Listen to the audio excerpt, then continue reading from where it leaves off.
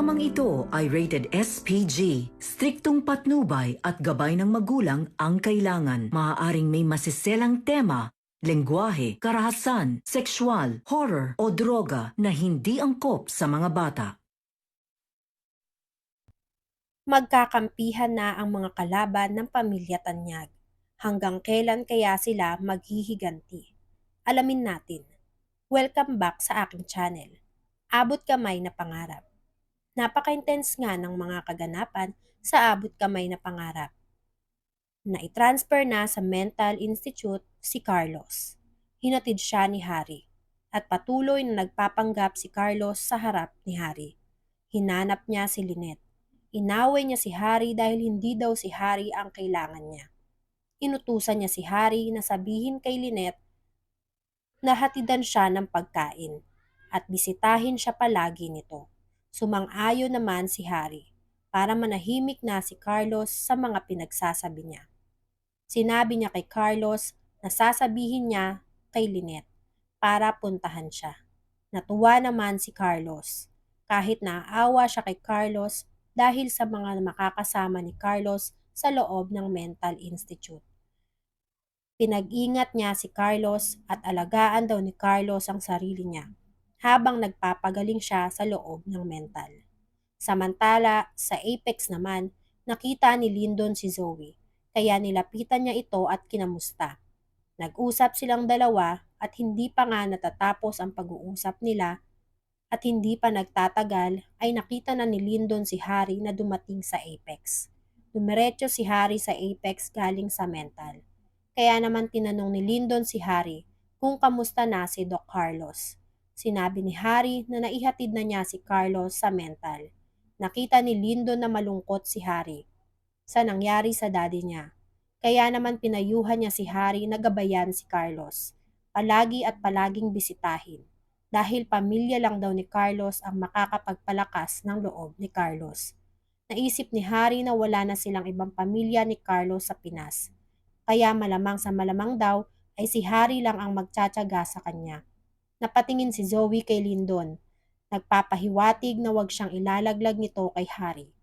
Ganon din naman ang pinapahiwatig ni Lyndon kay Zoe na tulungan si Harry sa pag-aasikaso kay Carlos. Tutal naman at magkapatid silang dalawa. Kaya naman no choice si Zoe kundi ang sundin ang sinabi ni Lyndon dahil nakaisip din si Zoe ng plano para mas mapadali ang paghihiganti sa pamilya Tanyag. Pinuntahan ni Zoe si Carlos sa mental. Kung akala ni Carlos ay kung sino ang bibisita sa kanya. At ang akala ni Carlos ay si Lynette ang pupunta sa kanya. Kaya naman pinanindigan niya ang pagiging best actor niya na magbaliw-baliwan.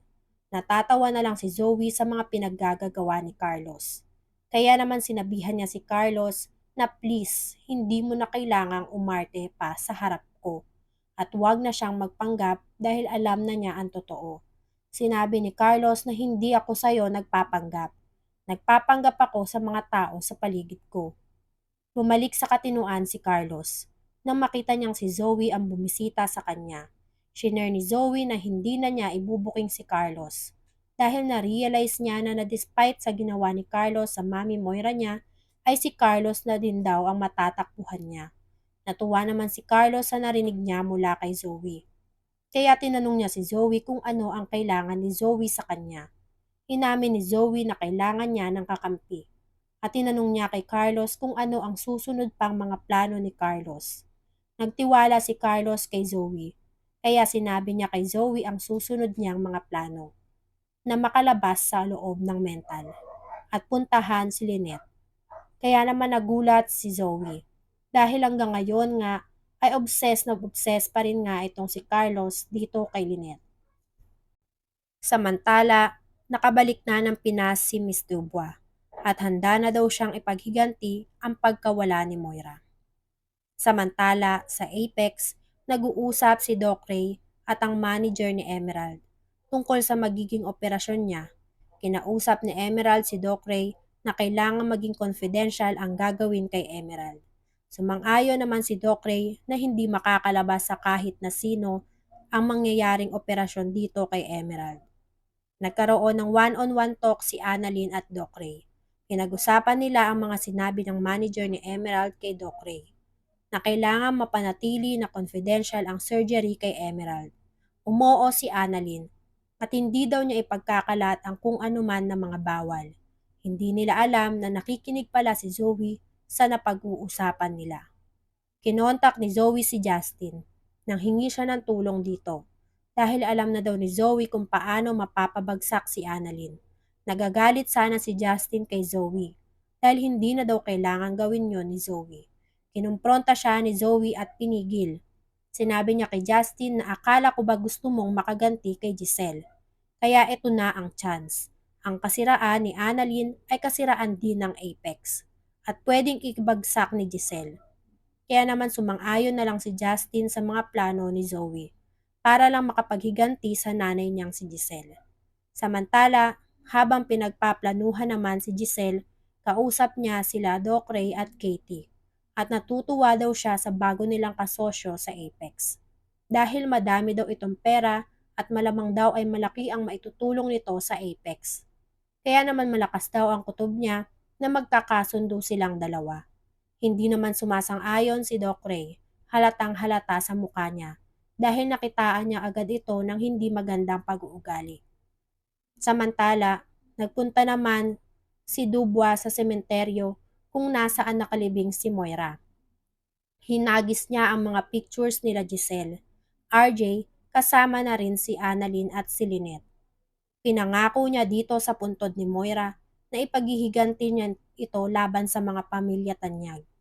At ito daw ang magiging the best na magagawa niya para kay Moira. Sabay naman sinunog nito ang mga pictures ng pamilya Tanyag sa puntod nitong si Moira. Naghahanap at nag-iisip ng plano itong si Miss Dubois para ipaghiganti ang pagkamatay nitong si Moira dahil ito na nga lang daw ang magagawa niya para makabawi dito kay Moira. Dahil sa tinagal-tagal daw ng panahon ay hindi niya napagtanggol itong si Moira laban dito sa mga pamilya Tanyag. At ang pamilya Tanyag daw ang nagsilbing o nagkaroon ng dahilan kaya nawala itong si Moira. Kaya pipilitin daw nitong si Miss Dubois na makaganti at ipaghiganti itong si Moira laban sa mga pamilya Tanyag at hindi niya hayaan na magtagumpay ang pamilya Tanyag. Ano kaya ang koneksyon nitong si Miss Dubois dito kay Moira? At bakit naghihiganti rin siya laban dito kay Moira? Naghihiganti at pinaghihiganti niya ang pamilya Tanyag para lang dito sa kay Moira. Sino-sino kaya ang mga magiging kaaway pa nitong pamilya Tanyag? Magiging kaaway din kaya nila itong si Emerald dahil nga sa mga pinaplano nitong sila Zoe? Yan nga ang mga kaganapan at mga dapat nating abangan sa abot kamay na pangarap. Kung gusto nyo pa ng mga gantong klaseng video, ay mag-subscribe at i-like itong video na to. Maraming salamat po. I got you!